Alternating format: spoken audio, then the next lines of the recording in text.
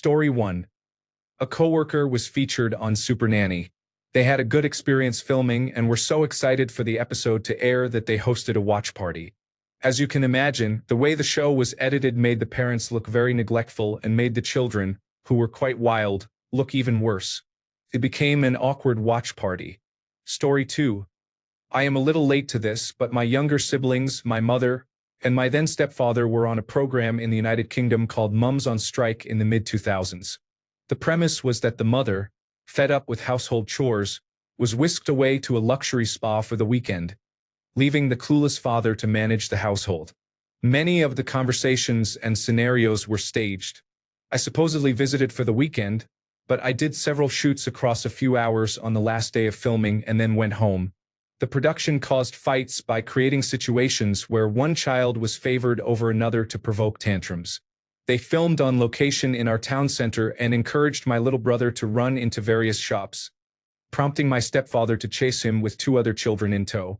Meal times were a farce. Because it was a weekend, my stepfather had to cook a traditional roast dinner. The production company deliberately supplied incorrect ingredients to make him look inept. They filmed my reaction to him trying to add beans to the roast several times so they could choose the best take. After they had the footage they wanted, someone from the production team went to the fish and chip shop to get us real food. Summary: contrived, exaggerated, sometimes staged, and full of drama. Story 3. I was on Scared Straight, and my episode never aired because they only select a very small amount of footage to make it look worse than it actually was. Most prisoners were pretty nice. Story 4. There was a program in Spain that was similar to Supernanny but for teenagers. One of the participants was a young man who lived with his grandmother and displayed very violent behavior. During the show, he appeared to change and developed a better relationship with his grandmother, but it may have been an act because after the television crew left, he killed her. Edit. There is a local newspaper article about the case. Edit 2. There is a Reddit comment with a translation of the news article. Story 5. I do not know if this counts, but I was on an episode of Made on Music television. It was my senior year of high school about 7 years ago.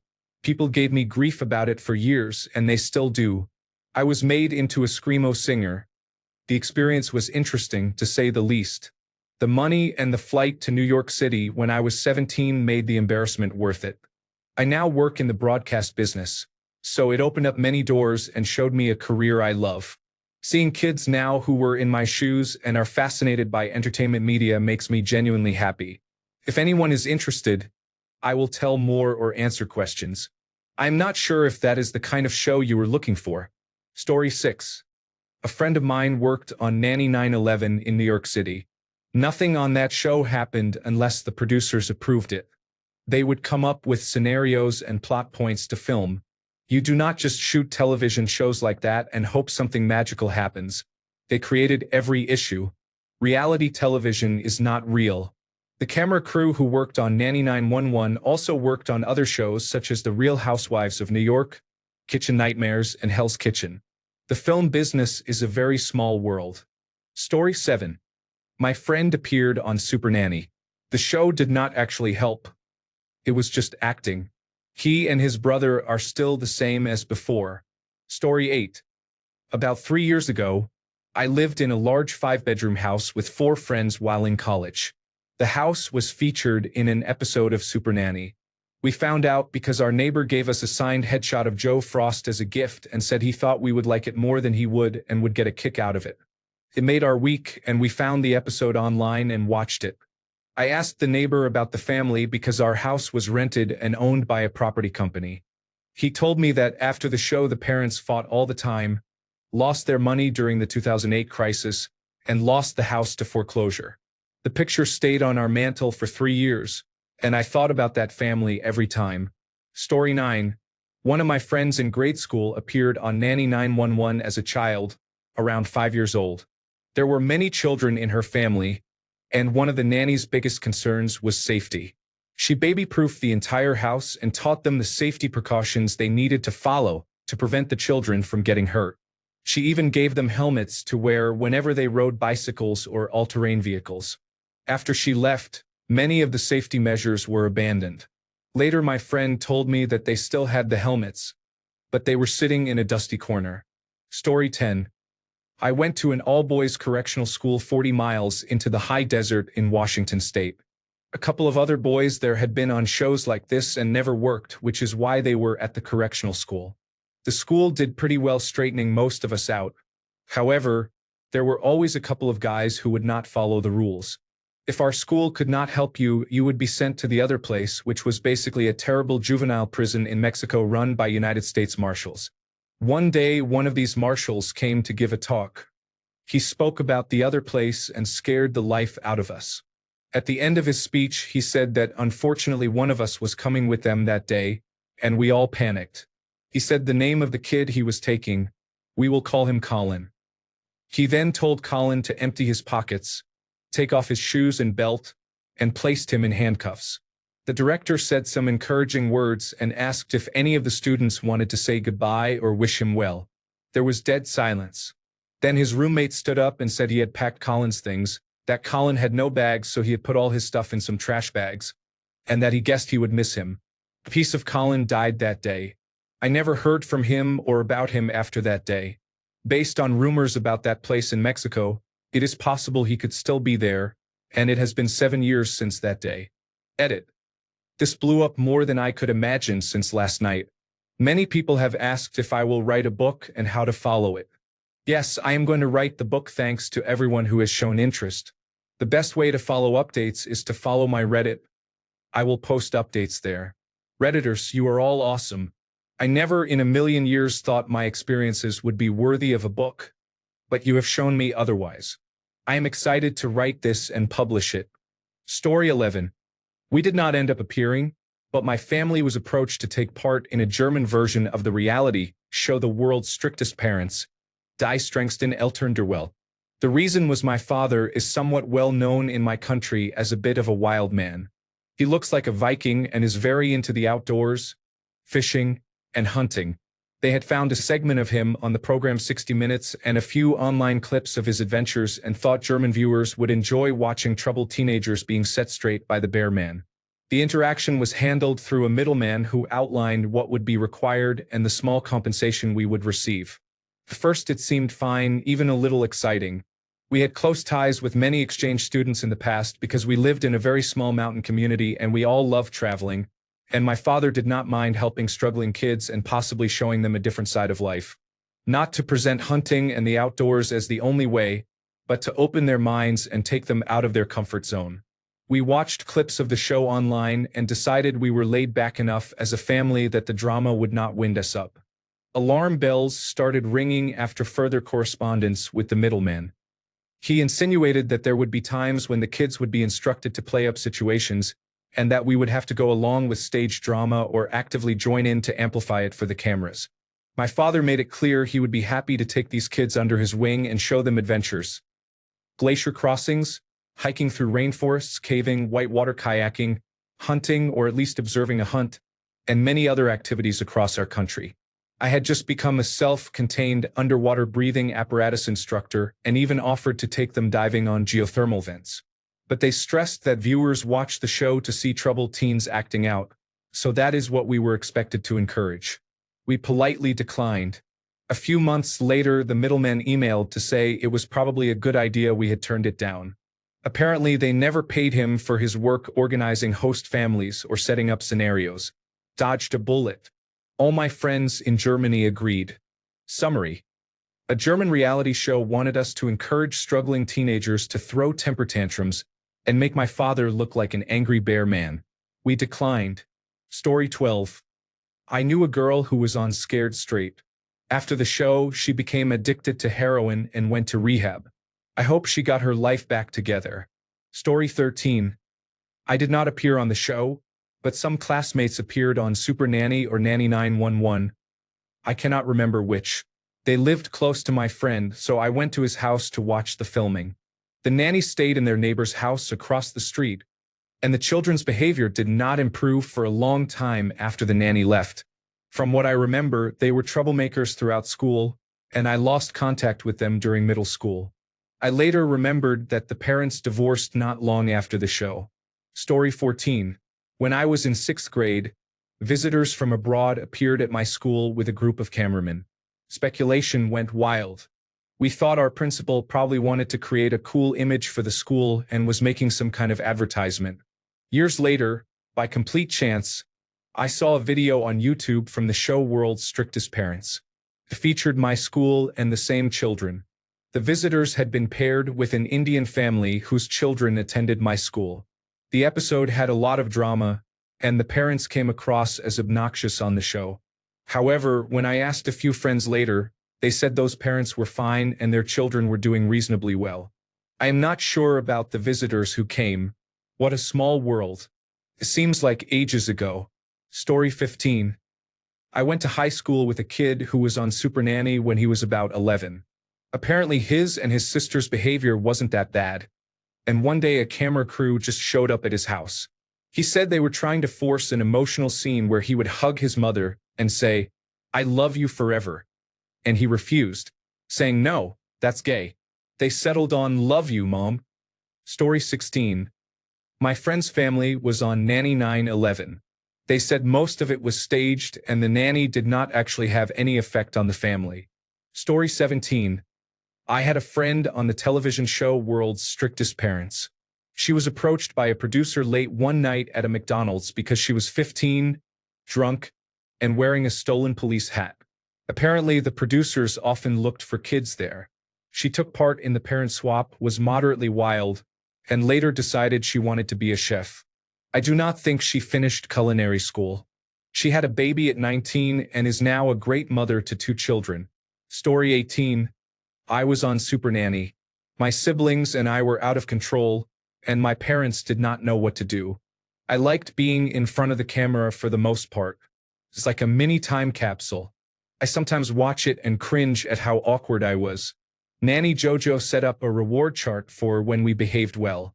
Once they even filmed me in timeout. Story 19. One of the couples on the Supernanny show was recognized and reported to the police by their neighbors. I cannot remember the name of the family. I only remember that they had several children and that the eldest had sometimes missed school to care for the younger ones. Story 20. I had a friend who was on the first season of Nanny 911. According to her, there really was nothing wrong behavior-wise with the children, but there were 7 girls in the family and 3 were triplets. The craziness was mostly dramatized, and the real reason her parents agreed to be on the show was the paycheck, which they needed to build an addition onto their small house. Their father passed away recently from lung cancer related to the September 11, 2001 attacks. He worked overnight shifts for the New York Police Department, so they ran a very strict household. The children turned out well, and they are now beautiful, unique young women. Story 21. My aunt was once on the Jeremy Kyle show, which is basically a British version of Dr. Phil, but with families of people who use crack and who take lie detector tests. Sometimes it can be really serious, and other times it can be absurd, like tests to see who stole the lawnmower to buy black tar heroin. Her ex-boyfriend wanted a deoxyribonucleic acid test to see if the child was his. Surprise, it was, and months later he left her anyway.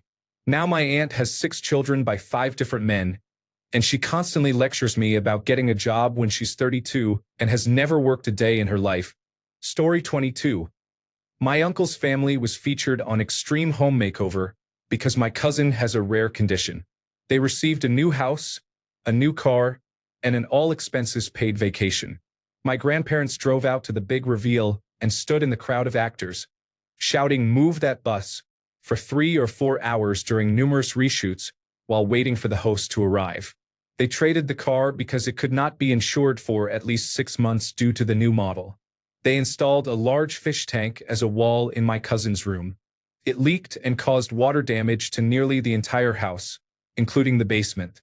The elaborate temperature control system cost a fortune, and combined with everything else they had dealt with over 6 months, they ended up selling the house. Story 23.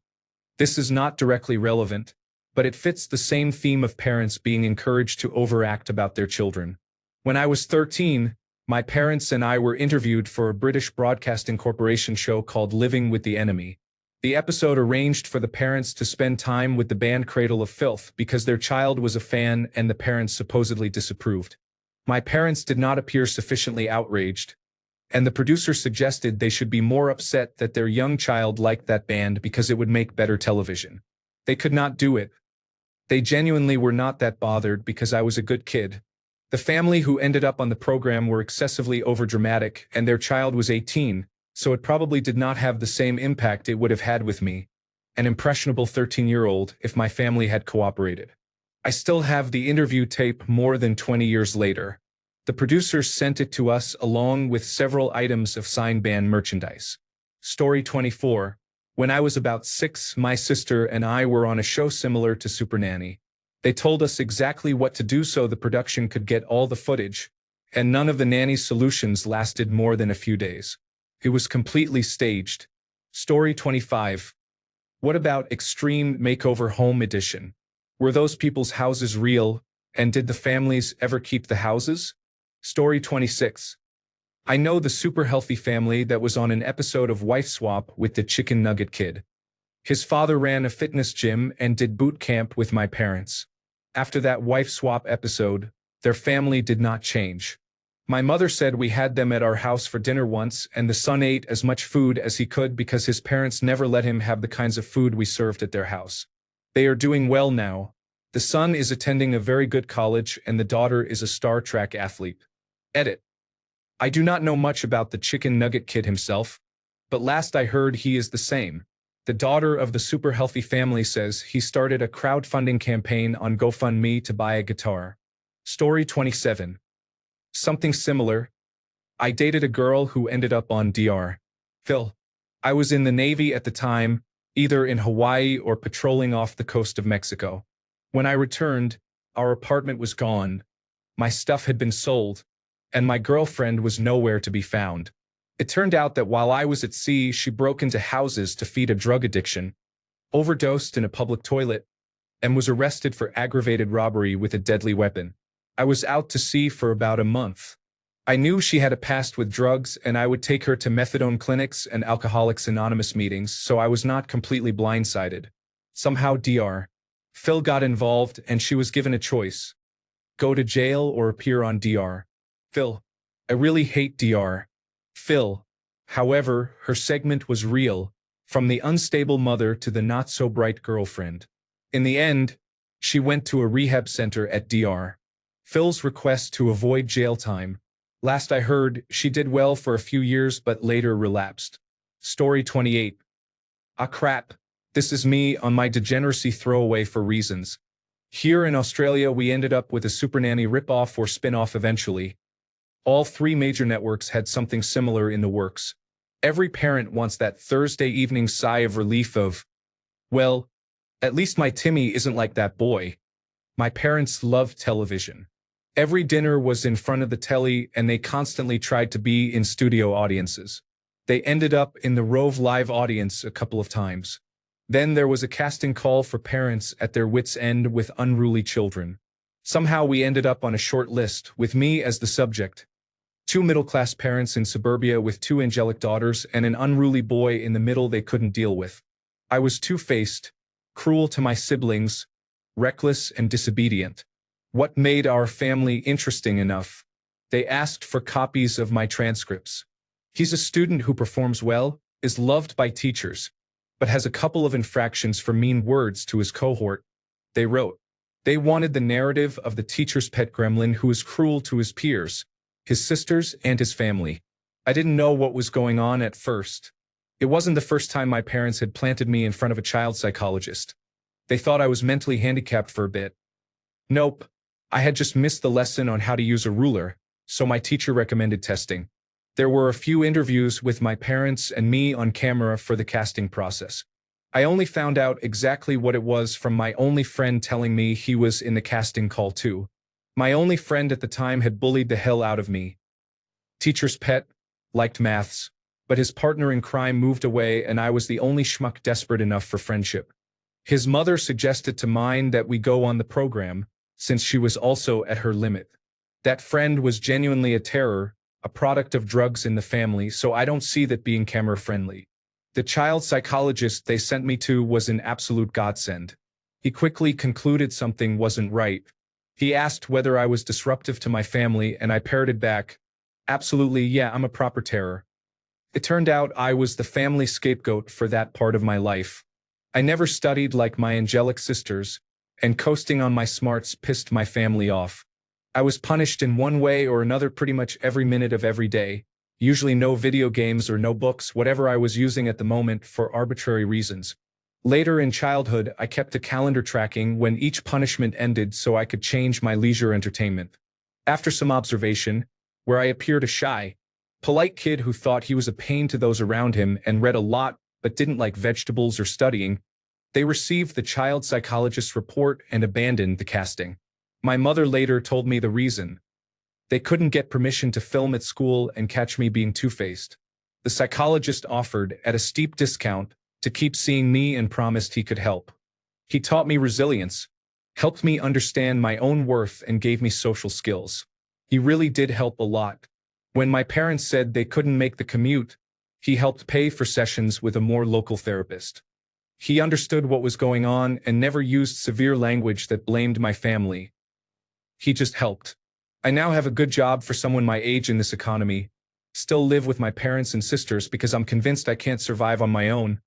I'm scared of driving because I fear I'll cause an accident, so I never got my license and am a functional alcoholic. Not the happiest ending, but we're getting there. Summary: I was nearly on one of those shows. I was rejected because I was pretty normal, but my family wasn't. Story 29. I went to college with someone whose family was on extreme makeover. It financially ruined them, and I think they were homeless for a short time because of it. He told me his parents say every day how much they regret being on the show. I did not press for more information. That show was entirely trauma porn and seems to have caused more harm than good. Story 30. Speaking of reality shows, my cousin was recruited for the Halloween edition of the Jerry Springer show a few years ago when she was 18. They found her on Facebook, flew her and her two friends to New York, gave them shopping money, put them up in a swanky hotel, and drove them around in a limo.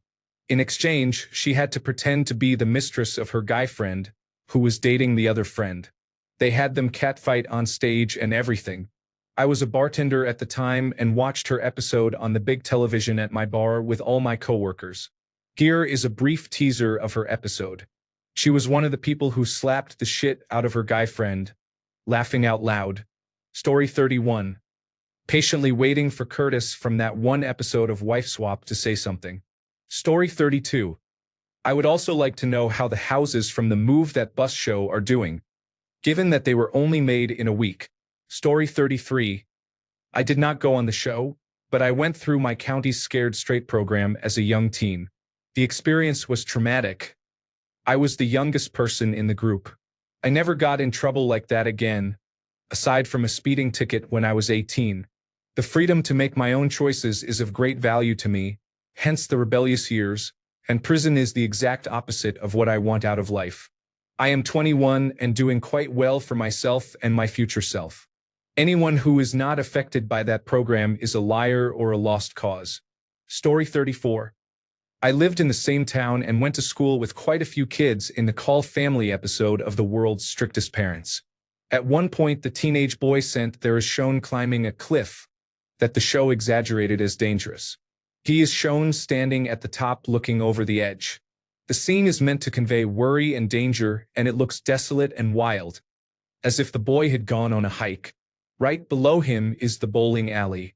That cliff is maybe 100 feet high. It is directly across the street from the Call family house. He simply crossed the street and went up a hill.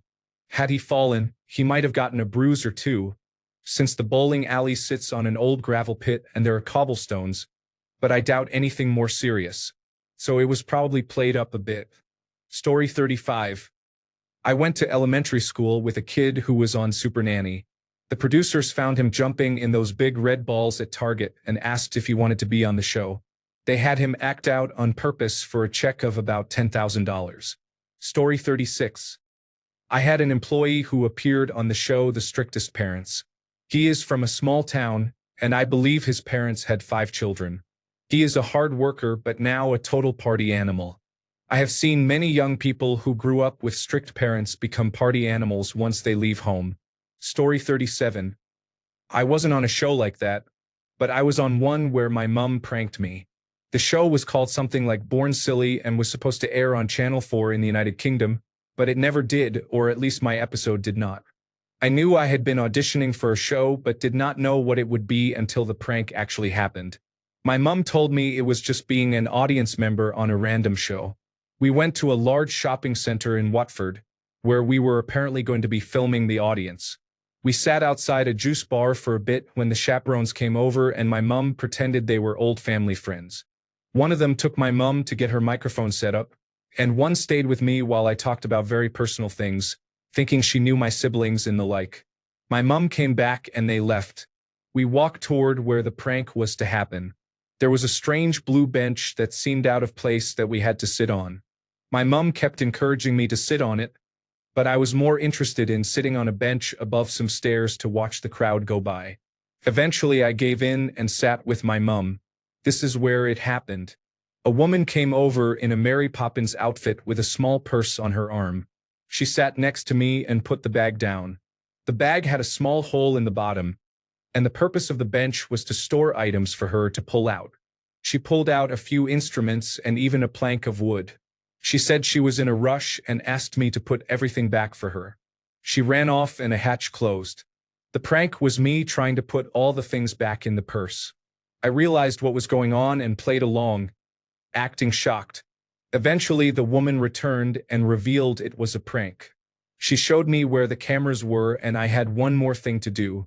We sat on the bench above the stairs and they put a camera in front of my mum's face where she had to pretend she was holding a phone, and they asked me how it felt to be pranked. I kept looking at the crowd below. I should mention I have attention deficit hyperactivity disorder and it was quite out of control at the time, so I did not pay attention to the camera. We finished filming, and I talked to some of the crew while they packed up. They were all very friendly, but the person doing the Mary Poppins impression was a poor actor. After that, I got a badge, which I still have somewhere, with the show's logo on it, and we went home. I'll look for the badge and post it if I find it. Story 38. I was never on the show, but I participated in a Scared Straight program when I was a young teenager. It did nothing to deter me. I attended with a neighborhood friend because we had both violated our juvenile probation on separate occasions. During the prison tour, we were removed from the group because one of the inmates was my friend's first cousin. Story 39. I was on an episode of Intervention. Does that count? It was probably 90% real. The only scripted parts were the producers setting up scenarios to make it easy to score drugs and directing us to specific neighborhoods. One night, they also took most of my cash to instigate drama. They told me at one point that I could not sit around and watch cartoons all day because they were making a television show, after all. During filming, the interventionist acted as if she were my newfound best friend and that we would be close for the rest of our lives. After filming ended, I never heard from her again despite reaching out several times. I stayed in touch with a couple of camera operators and a producer, and we remain friends to this day. Story 40. A family in my neighborhood appeared on Nanny 9/11. We lived in a gated community, which often fosters a grossly entitled, cliquish atmosphere. The family became the hot gossip and were openly shamed and ridiculed. Within a year, they sold their house for significantly less than they paid and moved to a nearby town to escape the communal ostracism. Story 41. My grandmother was on Hoarders. My cousin and I were about 6 years old and had been driven to visit her. The entire camera crew was there. They had just finished, and we were amazed by how clean the house looked. We did not visit often because of that, but we knew how messy the house had been. A couple of the crew members told us to play and run around the house and even to jump on the bed. It was likely staged for a post-cleaning segment saying, "Oh my God, it is so much better and everyone is happy, even the kids." But for us, it was just fun to run around. Story 42. Just came here to say that anytime I got into an argument with my parents between the ages of 10 and 12, I would sit in my room and worry about whether they would send me to a behavior modification camp. It was the scariest thing. Story 43. A post-study found that participants in the first Scared Straight program were 60% more likely to reoffend than non-participants. I would look up the source, but fuck it. It is 3 in the morning and I am on the toilet. Story 44. Should have placed a serious tag. Now we will never know. Story 45. The show Rock School was at my school for the second series. The first series had been filmed at a posh school, and they wanted to contrast by going to a rough school. Many people applied but were not accepted because the producers wanted participants who could not play instruments. One day Gene Simmons arrived at the school and everyone mobbed him, despite the fact that 99% of the 13 to 16-year-olds probably could not name a song by the band Kiss or were even remotely interested in the band Kiss. I am not even sure the kids in the band got to spend much time with him, but they did have one session with Tony Iommi, and I got a glimpse of him, which was cool because I am a fan of Black Sabbath. They did their gig for the series finale. The singer was given a shady record deal and had a few charting songs, but his career never really took off. He later died by suicide. Story 46. I applied for Big Brother years ago and made it through a couple of cuts. There were about 50 of us in a room, and they told us to act out having sex with someone on the floor. I looked around at everyone doing it and could not stop laughing. That was it for me. Story 47. They released family update episodes. Story 48. A friend of mine was on one of Dr. Phil's intervention episodes. Her family got her there after years of heroin use and a near-death experience and coma due to pericarditis caused by dirty needles. Being on the brink of death did not scare her straight. So Dr. Phil's crew followed her for a documentary-style shoot, which she agreed to. When they filmed her buying drugs and immediately using them, they had what they needed. Dr. Phil threatened to go to law enforcement unless she agreed to go to his 90-day intensive rehabilitation program, and she reluctantly agreed. She is doing surprisingly well since then. She graduated the program and by all accounts is thriving, having moved away from her old town full of toxic people and contacts. Sometimes Dr. Phil is not completely useless. Story 49. I loved World's Strictest Parents and almost forgot it existed. Story 50. I'm late to reply, but maybe the original poster will see this. I have not seen anyone talk about the television show World's Strictest Parents, which I was on in 2011. My family was selected to be the strict parents on the show. The producers showed up at the church where my dad preaches and asked people who they would recommend. Our family was recommended. We did not want to be on the show, but we were paid a small amount, so we agreed to participate. We underwent psychiatric evaluations to ensure we were not dangerous and were approved to be on the show. For me, it was a great experience. I was a senior in high school who wanted to go into broadcast production, so I hung around with the producers and watched the process. The producers sent 2 troubled teenagers to stay with us for 4 days. During the 4 days, the producers planned events that would annoy any lazy teenager, such as making them do yard work at 2 p.m. on a hot day or building a shed with basic tools.